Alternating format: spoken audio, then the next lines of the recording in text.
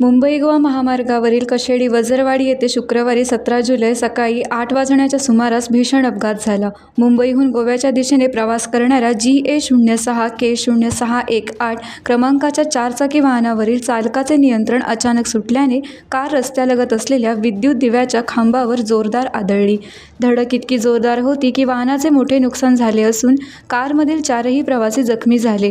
घटनेची माहिती मिळताच भरणे नाका येथे 24 तास सेवेस उभ्या असलेल्या जगद्गुरू नरेंद्राचार्यजी संस्था नाणीजधामच्या रुग्णवाहिकेस तात्काळ मदतीस बोलवण्यात आले. कशेडी वाहतूक पोलिसांच्या मदतीने जखमींना तात्काळ प्राथमिक उपचारासाठी उपजिल्हा रुग्णालय कळंबणी येथे दाखल करण्यात आले.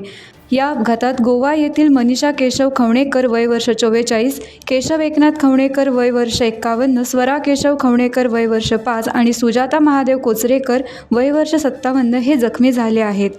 सर्व जखमींवर कळंबणी उपजिल्हा रुग्णालयात उपचार सुरू असून त्यांची प्रकृतीबाबत अधिक माहिती अद्याप समोर आलेली नाही.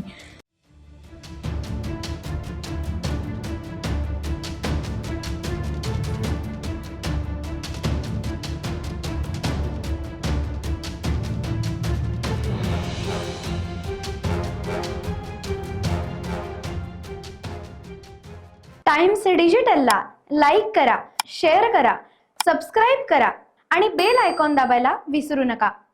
Times digital.